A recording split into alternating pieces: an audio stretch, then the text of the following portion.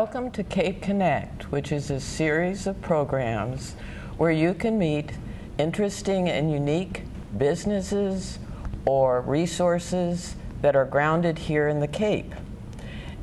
Today, Al Rosenberg, producer, and I, Carol Miller, your host, are going to be taking that thread and bringing you to Cora Newcomb, who has Cora's Workroom here at the Cape in East Harwich. So Cora, hi. Hi. I've enjoyed talking with you over the last week, and so I'd like for the audience to get to know you a little bit before we go into the type of work that you do. Okay. And you've been sewing since you were a child, since teenage years, Yeah. right? I started making some clothes in high school, Uh-huh. and that's where I started. Uh-huh. And then you also were working in the work world actually at age 8. Yeah, well, yes, babysitting. Babysitting outside the home and Yeah. doing that. And then you also helped with your younger siblings. You come from a home of seven siblings, right? I do, yeah. And I'm the oldest. And you're the oldest. Uh-huh. So you started branching out early in years. I did. Uh-huh. And then as you got older, after babysitting, you moved into doing sewing, and you talked about quilting and how that is very peaceful for you to do. I love to quilt. I started when I was a teenager.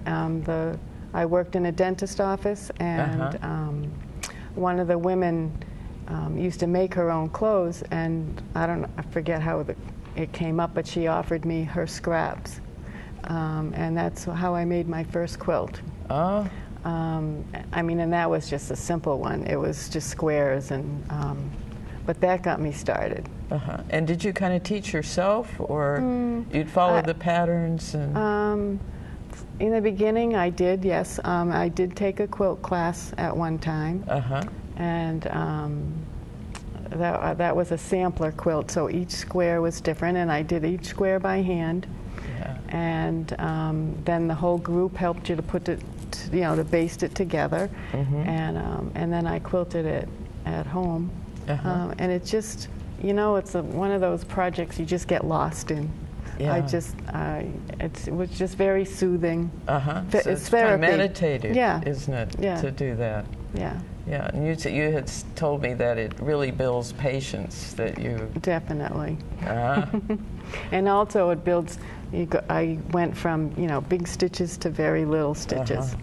And that was an accomplishment, getting it. Well, that's part of developing an expertise, isn't it? That it's very fine stitching. I was so impressed when I was at your workroom that you could talk and work on stitches at the same time. You were taking out a hem and just going boop, boop, boop, boop, boop, and I thought, oh my goodness. So you multitask very well. Definitely. Otherwise I get behind if I don't keep it up. So the dental office, they had scraps of fabric, you said. One of the women that I worked with, had she used to make her own clothes, and so she offered me her scraps. Wonderful. And that's how I got started. And then you got you married. You're from the Cape. You were born and raised in Orleans, and Cape Cod, a true Cape Codder. I am. And now you're in East Harwich with your shop. So I think one of the interesting things that the viewers would be interested in, certainly, is the fact that you actually are hiring seasoned seamstresses to do specialty work. Yes, I'm looking for people. I want to individualize. Each one does what they like. So like somebody who likes to do alterations, somebody who likes to do window treatments, somebody who likes to do cushions, and pillows. So, that's pretty much the bulk of the business. And you'd be screening those people for their abilities before hiring. Yeah. Usually, I like it if they can bring in a sample of what they do. Yeah, so I can get a feel for them. Okay. All right. And your workroom, which is filled with Stuff. different color, stuff, but interesting stuff. I mean, it's just like another world to me. It's great. It's I was lucky to find the spot. It is upstairs, but it's big, and it has plenty of room. It's very light, which I like. You can see what you're doing. Yeah. Right? And it's just a good feeling whenever I'm there. Yeah. So you're near the intersection of 137 and 39. And 39. Most people know Harwich Paint and Decorating, or Consigning Women, or Dunkin' Donuts. Yes, and Dunkin' Coffee. That's the vicinity. That's where I'm at. Where your shop is. Yeah. Yes. And it says Cora's Workroom on the outside. On the roof, and also the sign out front. Okay, so they'll be able to find you. So, so let's see. Why don't we start with showing them Susie? This is Susie. This is Susie, and perhaps telling them about this is one example of the work that you do, and wedding dresses. This was my baby sister's wedding dress, and it's I can't remember. I think she got married like 18, 20 years ago. And this is silk. The base of the gown is silk. Silk. This is a lawn-sawn lace. Beautiful. And my sister bought all the fabric and everything, and this was pre-beaded and pre-sequined, so I didn't have to do any of that. Right. But you talked about cutting and making the points. Yeah, I had to take this. The scalloped hem came that way, so that was fine. But all the rest of the gown, it was just the piece of fabric, and so the skirt has 7 points all the way around. Wow. At different heights, and it all had to be sewn on by hand because of this beading, the machine just would run. Yeah, I would break needles every 2 minutes. And the same with the bodice. The sleeves, I had to take and make the netting first, and then place the lace on it and hand sew that. It's off the shoulder, and there's 2 roses here, and there's also roses across the back. I know, there's quite lovely. And they match the roses in the front. And it just makes the bustle prettier.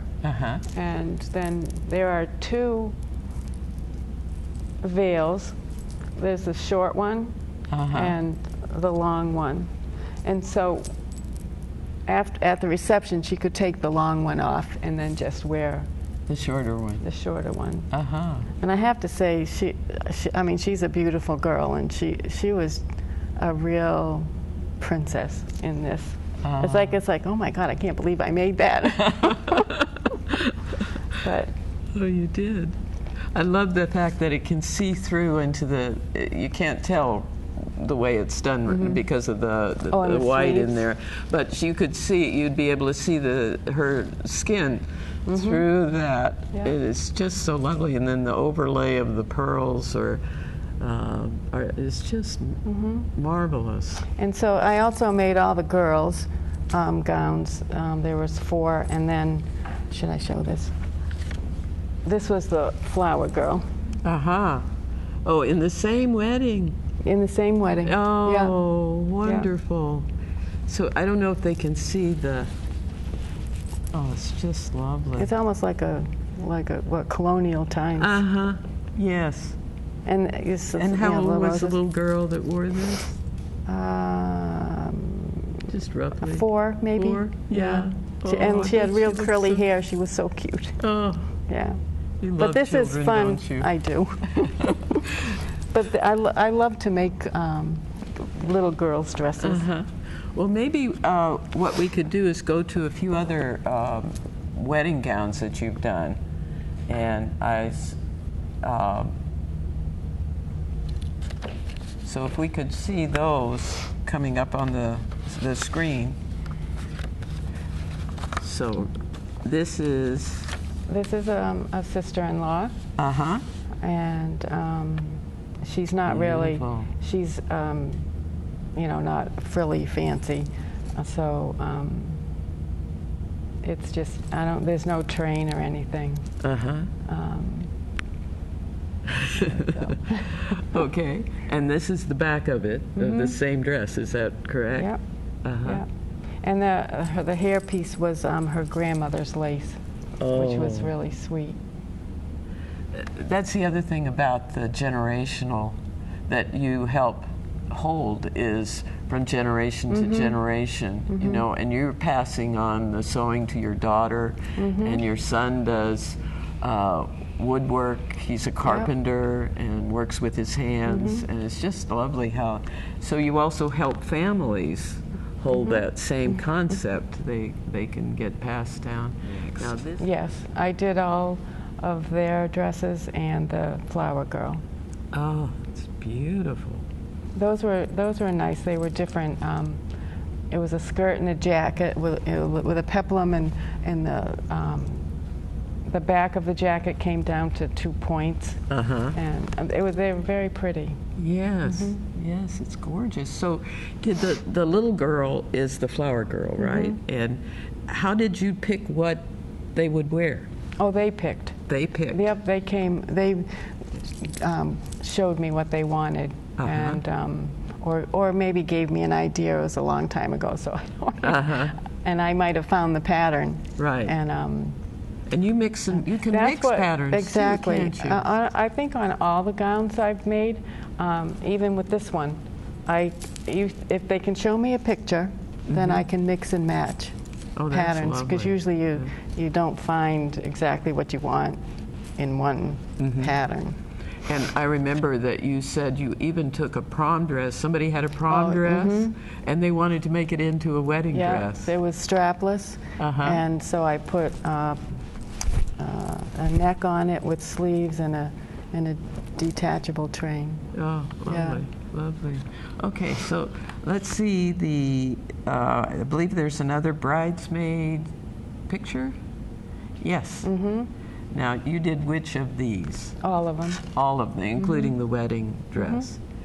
So. Yeah, they the maid of honor isn't a dress person, and so the bride wanted to keep the dresses really simple, and you know, so they're like, you know, a country kind of a dress. And so you can even address eras, different eras. Like the little girl's dress you said was like colonial, and if people want that from earlier periods, you'll adjust to... As long as I can find the pattern. As long as you can find the pattern, okay. Because I did have a wedding that there was no pattern, and I was all sheared in the front and the back, and I just didn't know how to do it without a pattern. Okay. So I have to be able to. So it's good for the audience to know that they can bring in patterns, or you can help them mix patterns together. Let's see, why don't we move to, I know you love children. I can tell just by that dress alone that you've put a lot of yourself into it and time. And is this one a lot by hand? No, it's machine. It is machine, okay. I mean, I had to do the flowers by hand. And here, let's pull it out again. I love this one. But it's so sweet. And children aren't they? They are. You had 2 of your own, you know. Okay, so maybe if we could see the children's dress, I believe that's next. on the screen will be. Yes. So This, most of these dresses, I had met a friend, an older lady, who did smocking. And we got together and we were making dresses. Her daughter worked in a office in New York City, and she wanted to have her mother make dresses to sell just to the women in her workplace. And so that's where the idea of all of these came. Of course, my daughter got the benefit of wearing them. Yes. I think they flipped it off, but the red one? That was my daughter's Christmas dress, and I also made one for myself to match. Oh, so you did a mother-daughter. Yeah, I tried to do that every Christmas. So your customers can do that also. They could mix if they want, yeah. their children and do mother-daughter things. Okay. And then I believe there's one. That's my daughter, the smaller one. Yes. And her cousin. The cousin one, the one on the taller child, that's not a dress you made, but you made the one. But I made which my has more daughter's. detail. Is there anything about that in particular that you would like the audience to know about? Is like what kind of material or? It was taffeta and lace. I just enjoy making. I love making little kids' clothes. I always have. Yeah. And it's funny because my daughter does not like dresses today. No? But she never argued about wearing them when I made them when she was small. She wanted to please you, didn't she? And I bet she looked cute. She did. Yeah. Okay, so let's see. That's now the next one is interesting. Oh. Can you tell them about this? Because this is quite different. This is a customer who's she's in riding shows, horse shows. And so I've made a few jackets for her, and so this is one of them. And the print is about what? Because from here it's hard to see, but what's on the jacket? Is it horses or? It's floral. I'm pretty sure it's floral. Okay. Yeah. And it's a beautiful piece. And then the mother, when they ride in horse shows, they're all bling. They're all who? Bling. It's all sparkly. Oh. And so her mother did that. I see. And but that only shows, that I made it. It doesn't have the bling on it, but it came out really nice. So if there are horsemen or women out there that would like jackets made, you also do those? I do that. As long as there's a pattern. Exactly. And they do have patterns. They have patterns just for that. Wow. Except I don't do the bling. I see. Because it's hours of work. And that would take forever, so you have so many other things. You also like people to bring in alterations, isn't that correct? I think that is the bulk of my business. It's the sustaining business year round. Yeah, I know you got into this originally because you had two children, 7 years apart. First of all, you love sewing, and you love doing it by hand when you can, and that you wanted a way to be a stay-home mother so you could be with your children and still make a living. And that is how I started when I had my daughter. After she got older, I don't remember how it started, but I would just take in people's, just hemming and simple stuff like that, because I didn't have the equipment then that I have now. So, but it helped.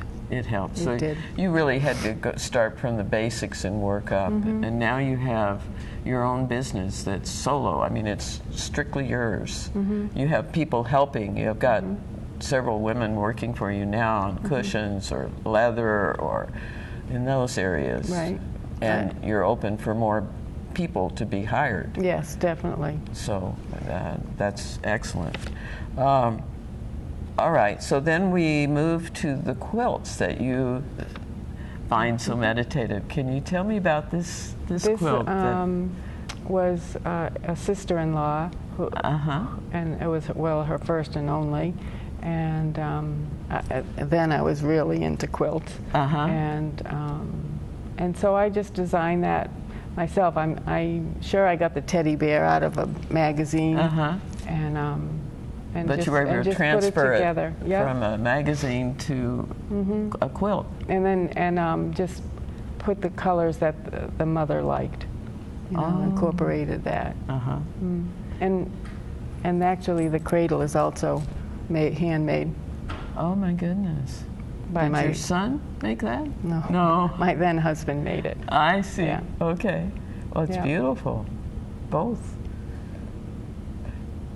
So if a person brings in a pattern and tells you the colors that they would love, you can do that. You can individualize it that specifically. That's wonderful. So, and if they want you to choose instead, or I'll go and help them pick out coordinated colors. Even with a wedding dress, I would go with them to help them, because some times people don't know anything about sewing, and so I would gladly go with them to help them choose fabrics and lace. And okay. I believe there's another picture of a quilt. This one is the. This one I designed myself. I was with a pattern or without? The only pattern would be I bought a stencil, like for the top half of that square on point, and I just went from there. I did a few. I did a couple like that. That's lovely. So you branched out there. You took more risks with your own designs, and yeah, it's lovely. It's beautiful. So, if we go now into birth, I believe there's a bassinet crib. Can you tell me about this? Because again, this looks like it's going back in time. Yeah, it was a customer's. It was back in the early 2000s, and she brought it in and brought the fabric, the material. It's a green gingham, and asked if I could cover it. It was for I think it was a new grandchild, and and she let me be creative with it. And I used lace and what extra stuff I had at the shop. And it's fun. I love to do that. I guess I like to do creative things. Yes, you do. Yeah. So hopefully you'll get, with the audience knowing that about you, maybe you'll be able to even do more creative pieces. As long as I find help to do the other stuff. Right, right. So you really want more people to come because your business has grown, and you need. I can't. I just can't do it all myself anymore. No. Yeah. No. It's gotten overwhelming. Even though it's overwhelming, I still love what I do. Yes.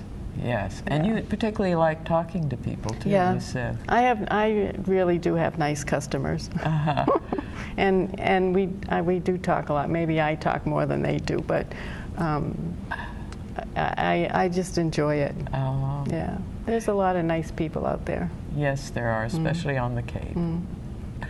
So, well, I guess you get the tourists too, though, don't you? Or not as much? Not so much. It's not really. It's the locals that are consistent. I mean, I couldn't depend on the summer tourists. And you've been at Cora's Workroom for that particular location now? 3.5 years. 3.5 years. Yeah. Well, there was one other example of your work, which is different than the other things that we've shown so far, so I wonder if we can go to that one. Oh, the chair. Yes.